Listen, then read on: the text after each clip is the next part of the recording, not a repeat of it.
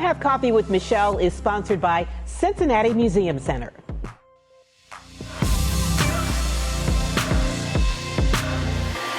The Greater Cincinnati Foundation is celebrating 60 years of connecting people with purpose. And since we're approaching the giving season, what better time to have coffee with the president and CEO, Matthew Randazzo. While he's new to Cincinnati, he's not new to the mission of helping connect people with their purpose. We've got several thousand donor partners who have entrusted us with nearly $1 billion of their wealth. And our role is to help activate that for the betterment of the community. So that's the work I get to lead every day, and that's what gets me out of bed with a bounce in my step every morning. It's an awesome responsibility for Matthew Randazzo, someone that's already accomplished so much, rubbed elbows with presidents, and even been recognized for his work nationwide. And now he brings all of that to Cincinnati. One of the things I was most struck by when I first moved here was the incredible generosity of the people in this region, how they really do care about this community and want to invest in it. Is that something you've noticed? That's right. I mean, I've talked a lot about my first impression. So I'm roughly 100 days into the new role, and it's been this remarkable opportunity to get to know the community. And I've been trying to think about like just these shorthanded ways to describe my early experience in Cincinnati, and I think this is perhaps the best way. This is a town that punches way above its weight. And that is because of the generosity of Cincinnatians throughout the region. It's the generosity of our corporate partners like Procter & Gamble and Kroger, this deep bench of privately held companies that are doing really important work in the region. This is a town where people want to do well and do good. Matthew is no stranger to the social ills he's working to heal. He grew up on the west side of Detroit. My family had every ill of poverty alive in the household. We have food and housing insecurity, we had addiction, substance abuse, and I was so fortunate to always have these amazing mentors, teachers, and coaches that intervened in my life at just the right time. And without those spectacular teachers, without those coaches, I would not be sitting across this table from you having this discussion. And so I over-index toward the education work because I really believe that is the opportunity for people to reach their fullest potential, to break cycles of intergenerational poverty, and to have this awesome experience of maybe one day sitting at this table, giving back to their own community. There were so many times where my mother had to pay for our groceries with food stamps back when they were little booklets. And far too often, there would be something that wasn't eligible or we wouldn't have enough to cover the bill.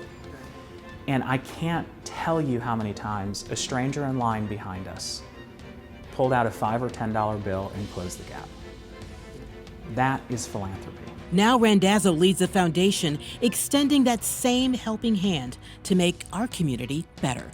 And I think that lived experience is really critically important.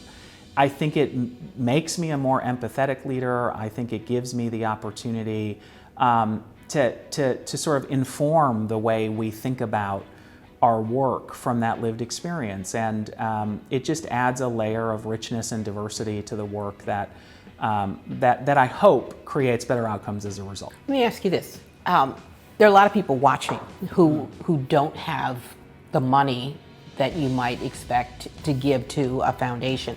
How can they be a part of the journey? Oh, that's such a great question, and I love it. And this is what's amazing, right?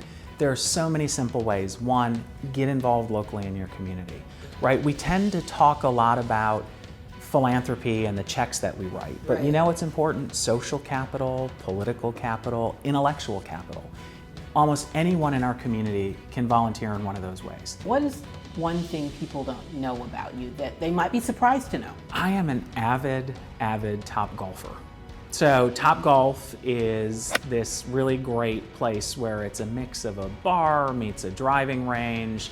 It is perfect for those of us that have no real golf skill, but who want to go out, get a little exercise, swing the club, and have some family time. So I'm an avid Top golfer and enjoy it deeply.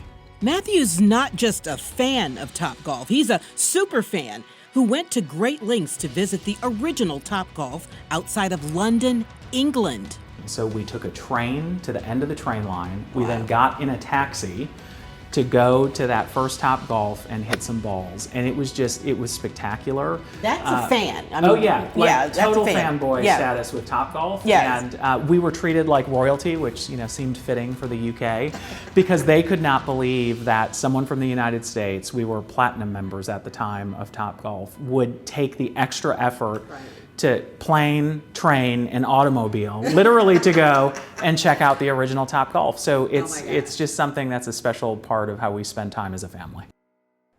Matthew also has a great sense of humor. I asked Skyline, Montgomery Inn, or Graders, and he said all three. Skyline as the appetizer, Montgomery Inn for the main course, and Graders, of course, for dessert. He already has Cincinnati somewhat figured out.